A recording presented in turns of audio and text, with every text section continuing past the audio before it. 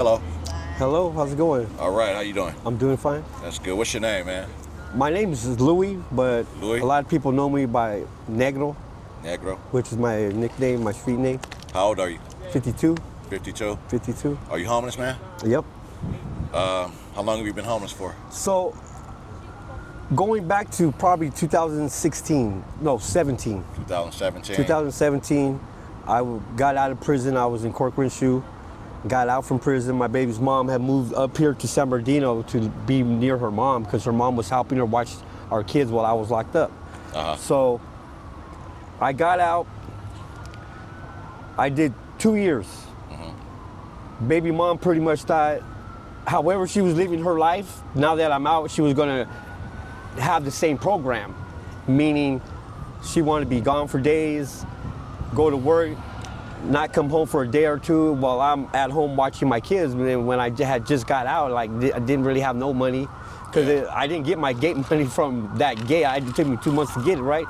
So long story short, after about 5 months, she was with this attitude like, if I don't like it, then leave. If I don't like it, then, it was always if I didn't like it, then leave. If I didn't like it, then leave. And I left. You left. And my first night out here, I stood at Meadowbrook Park. Okay. Right? Found a little spot right there, crashed right there. And that's basically where it all started. Okay. I felt like by me staying there, I'm accepting whatever behavior she was showing. Right. Right? Not coming home, trying to dictate this and you'd rather that. be in the streets and deal with that? No, it's just I left because, like I said, if I stood there, I felt like I'm okay in what she's doing. So when she would say, if you don't like it, you can leave, I would leave. Right, that's what I mean. Because that was my way of telling her, I'm not cool with you doing that. Yeah, that was your dignity. Okay?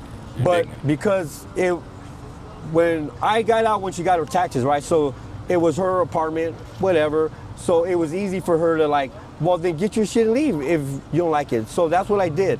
Okay. Eventually, I would maybe come back the next day, but now it was a pattern that I wasn't cool with her doing that. Yeah. And the last straw was my son's birthday was in October. I got out February 2016. My son's birthday was October 2016. All I had to do was 1 year on AB 109.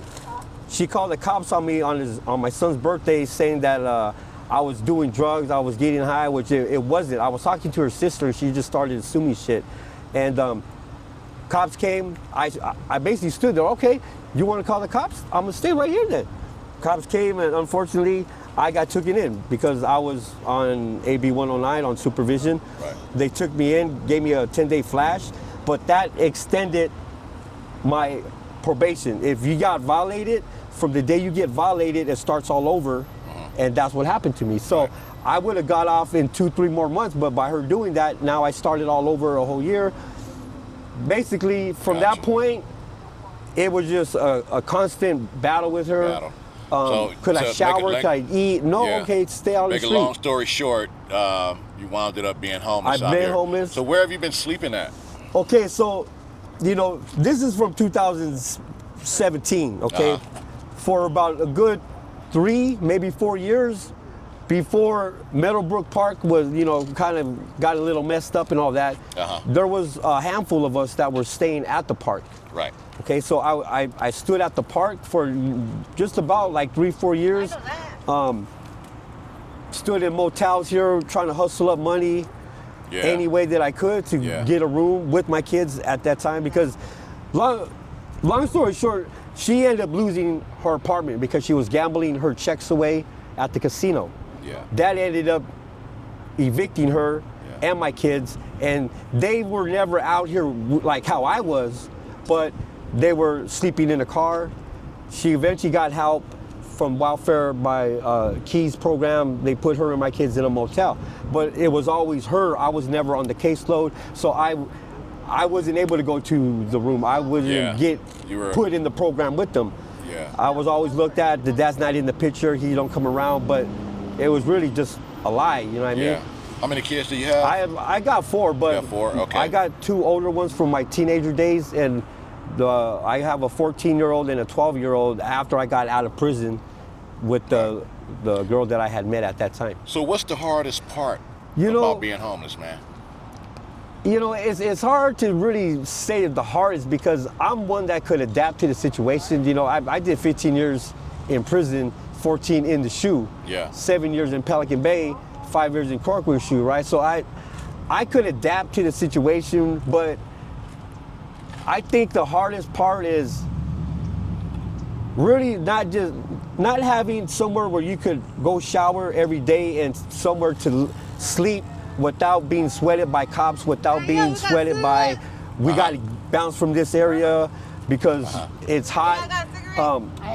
It's just not having a reliable spot Right. to sleep or to shower. And eating is a problem. You know, I don't eat every day, but I got it, but I can't get into it. that's just how it That's is. just how it That's is, just how yeah. it is. Okay. You know? I don't have my ID. All right. Well, do you have a plan, man? What's your plan? Okay, I mean, so All fucking morning long. so let me say this. In 2022, I left. I said it's over with my baby's mom. I went to Louisiana, I went to Colorado.